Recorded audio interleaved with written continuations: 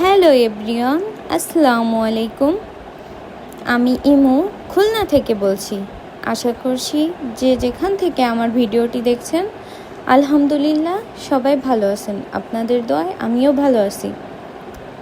চলেন তাহলে আমার পুরা বাসার হোম ট্যুরটা দেখে নিন। আমি ভিডিও দেই আপনাদের, মানে শুধু আমার রুমের ভিডিওটা আর আমার ড্রয়িং রুমের ভিডিওটাই আপনারা বেশি দেখতে পান, বাট ভাবলাম যে পুরা বাসাটার একটা ভিডিও আপনাদের করে দিই। এরপরেও আমি অনেক কিছু করছি, অনেক দিন আগে ভিডিওটা করে রাখছিলাম। তো আপনাদের কিছু যদি আমার থেকে জানার থাকে তাহলে অবশ্যই আমাকে কমেন্ট করতে পারেন। আমি আপনাদের সব কনফিউশন দূর করার চেষ্টা করব। আর আপনারা হয়তো বা আমার রুমের ভিডিও দেখতে দেখতে বোর হয়ে গেছেন, বাট আমার রুমকে নতুন নতুন লুক দিতে আমার খুবই ভাল লাগে। শুধু যে আমার ভাল লাগে এমনটা না, মনে হয় সবারই ভাল লাগে। তাহলে দেখতে থাকেন ভিডিওটা, আশা করি ভালো লাগবে। এটা হলো আমার ক্লোজেট, আমার জুতা, ব্যাগ, তারপর ড্রেস সবগুলা।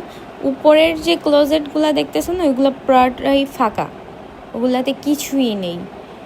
আমি শুধু ড্রেস, জুতা আর ব্যাগ ছাড়া তেমন কিছুই কিনি না। আর সাজুগুজু বলতে আমি বোরখা পরি, সো আমার অত সাজুগুজুও করা লাগে না। একদম সিম্পল কিছু সাজুগুজু প্রোডাক্ট আমার আছে, এর থেকে বেশি কিছু নাই।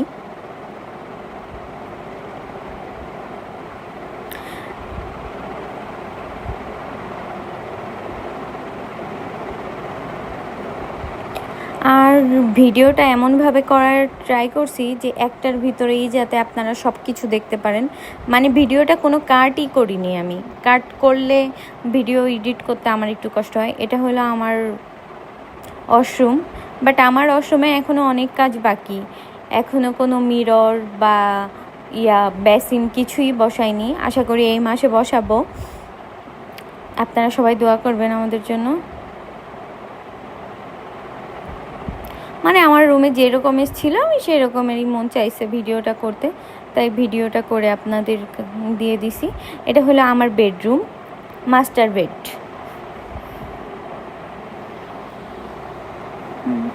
এইটা হইলো আমার বেসিন এরিয়া, আর এটা হলো কমন ওয়াশরুম। আমার রুম হইল 3টা, তো একটাকে আমি ড্রয়িং রুম বানাইছি, একটা গেস্ট রুম, আর হইল মাস্টার বেডরুম। এইভাবেই আমি সেট করছি। তার জন্য ওয়াশরুম আমার সারা হোল ঘরে 2টা মাত্র ওয়াশরুম। এই ওয়াশরুমটা অনেক বড়, বাথটাব দিয়ে অনেক বড় ওয়াশরুমটা।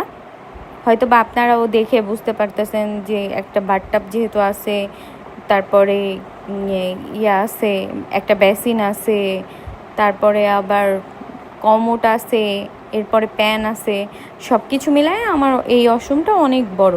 আমার রুমে যে ওয়াশরুমটা সেইটাও অনেক বড়, চোখে না দেখলে বুঝবেন না, আমার রান্নাঘর থেকেও বড়। এটা হলো আমার ডাইনিং এরিয়া। এই লাইটগুলো দেওয়ার পরে আমার মনে হয় যে আমার ডাইনিং এরিয়ার পুরো লুকটাই চেঞ্জ হয়ে গেছে। ও, এটা হলো আমার গেস্ট রুম। এখন এভাবে আছে, বাট কিছুদিন পরে এইভাবে থাকবে না। পুরা একটা সেটই আছে এইটার। আমার রুমের পুরা একটা সেট। আমার এখনও অল শোকেস কেনা বাকি, তারপরে শু র্যাক কেনা বাকি, টিভি ক্যাবিনেট কেনা বাকি। আমার এখনও অনেক কিছু বাকি আছে, ওয়াশিং মেশিন বাকি। মানে আপনাদের দোয়ায় আস্তে আস্তে সব কিছু হচ্ছে। অত তাড়াহুড়া আমি করছি না। অলরেডি 1 বছরের ভিতরে ঘরের সব কাজ কমপ্লিট করে, রং টং সব কিছু কমপ্লিট করে আমি উঠছি। তো তার জন্য আপনাদের ভাইকে অত চাপও আমি দিচ্ছি না। আর এই শোকেসটার ভিতরে খুঁটিনাটি জিনিস দিয়ে পুরো ভয়রা ফেলাইছি। আমার অনেক বড় একটা শোকেস লাগবে। এইখানে রান্নাঘরে তো জানেন যা যা থাকে সব কিছু আছে। আমার কিচেন চিমনিটা, মানে রুম ডেকোরেশনটা কালো করছি দেখে না, ওইভাবে আমার ইয়াটা বোঝা যায় না। এই যে আমার ওভেন র্যাক, পরে সব কিছু। ইটস মাই ফেভারেট আমার ড্রয়িং রুম। আমি সব সময় এদিক থেকে ওদিক এদিক থেকে ওদিক করতেই থাকি সব মাল জিনিস, বাট শুধু সোফাটা জায়গায় রাখতে হয়। কর্নার সোফা নিছি এল সিস্টেম, মানে এইটাকে এই কর্নারে ছাড়া অন্য কোনো কর্নারে রাখলেই ভাল লাগে না দেখতে। তার জন্য এই কর্নারেই দেখবেন আপনারা যতদিন এই সোফাটা থাকে। আর এই সোফাটা আমার অনেক শখের, আর টিভিটা আপনার ভাইয়ার অনেক শখের, মানে আমরা দুইজনে মিলে এক একটা জিনিস অনেক শখ করে করে কিনছি, বুঝছেন। আর টেবিলটাও আমার অনেক শখের। আবার চলে আসলাম রুমে কি দেখাইতে আসছি আমি জানি না। আর দোলনাটা তো বলছি যে আপনাদের ভাইয়া আমাকে কিনে দিছে বলতে ম্যারেজ ডের গিফট। শুধু যে এটা দিছে ওইটা না, 2টা বোরকা দিছে, 12,000 টাকা পড়ছে বোরখা, 2টা বোরখার দাম। এরপরে ব্যাগ কিনে দিছে, জুতা কিনে দিছে, স্বর্ণের কানের দুল, তারপরে লকেট, এগুলাও দিছে, বাট আমি তো